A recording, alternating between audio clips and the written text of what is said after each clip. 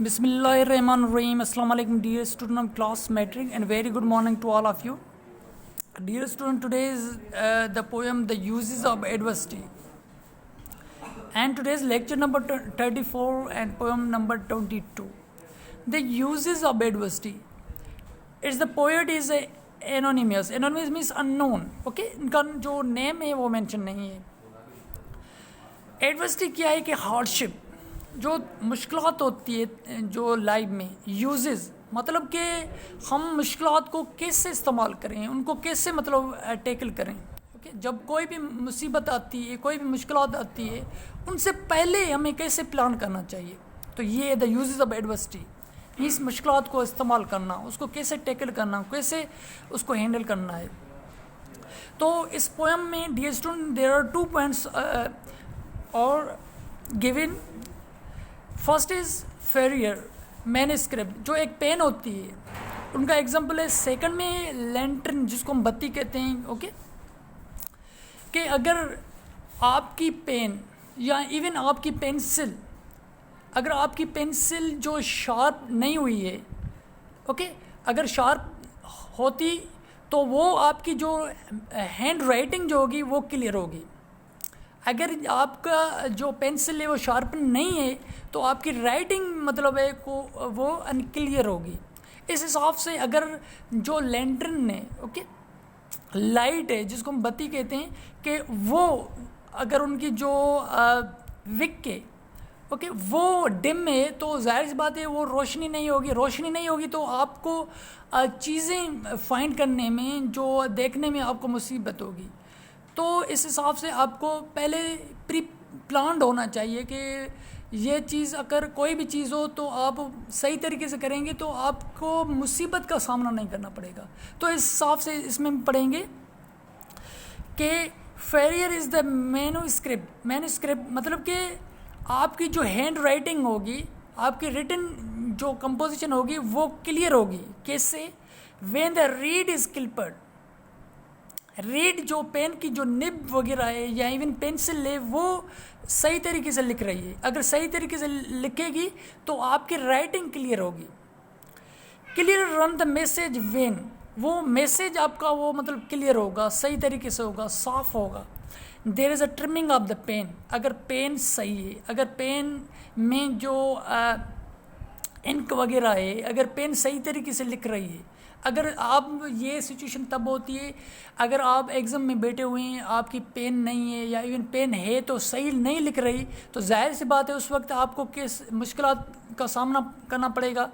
तो आपको एक चीज़ क्या करनी पड़ेगी, वो पेन सही तरीके से लिख के उसमें इंक होना चाहिए और एक्स्ट्रा पेन होनी चाहिए. अगर एक पेन में से इंक मतलब कंप्लीट हो जाती है तो दूसरी पेन आपके पास अवेलेबल होनी चाहिए. इस तरीके से. सेकेंड एग्जाम्पल क्या है कि dimly burn the lantern but when its wick it's cut. उनका विक क्या है कि जब एक लैंटर्न क्या है कि एक पास टाइम में मतलब एक बत्ती होती है, उसमें अगर उनकी विक मतलब एक कट होती है या सही तरीके से मतलब बनी हुई होती है तो आप वो रोशनी हमें मतलब ज़्यादा देगी. अगर कट नहीं हुई है तो हमें मतलब वो रोशनी डिम देगी तो हमें मतलब मुश्किलात का सामना करना पड़ेगा. Perfect will its lustre be through the wick's deficiency. Deficiency मतलब क्या है कि उनमें अनफॉर्चुनेट मतलब कह सकते हैं या डिफ़िकल्टीज मतलब हम फेस करना पड़ेगा. तो इन पोएम का क्या मकसद है डियर स्टूडेंट? का मकसद ये है कि आप प्लान्ड हो, कोई चीज़ भी आप करें तो परफेक्टली करें. ओके, परफेक्टली करेंगे मतलब आप पहले से प्रिपेयर्ड हो, प्री प्लान्ड हो. अगर आप पहले से प्रिपेयर्ड हो, प्री प्लान्ड हो, अगर आप जो चीज़ इस्तेमाल कर रहे हैं वो परफेक्ट है तो वो चीज़ आपको मुश्किलात में नहीं डालेगी. ओके, तो मुसीबत में नहीं पड़ोगे आपको. तो you must be pre planned and your tools, your things must be well organised. आपकी चीज़ें मतलब सही तरीके से हो, चाहे वो कलम हो, चाहे वो बत्ती हो, कोई भी चीज़ हो, अगर वो सही है, सही तरीके से काम कर रही है तो आपको वो मुश्किलात में नहीं डालेगी. तो ये चीज़ है. तो आपको ये क्या करना है कि द यूजेस ऑफ एडवर्सिटी, हम मुसीबत का कैसे सामना कर सकते हैं, ये आप इसमें समरी लिखेंगे, the uses of adversity. Okay, तो इसमें जो डिफ़िकल्ट वर्ड्स हैं, जो मैन्युस्क्रिप्ट क्या है, डॉक्यूमेंट रिटेड बाय हैंड, जो हाथ से लिखे जाते हैं उसको रीड क्या है, a pen made from a dried reed, खुश्क जो होते हैं, जो हम प्राइमरी वगैरह में यूज़ कर सकते थे, कलम जो हम यूज़ कर सकते थे, जो इंक डाल के उसको लिखते थे वो।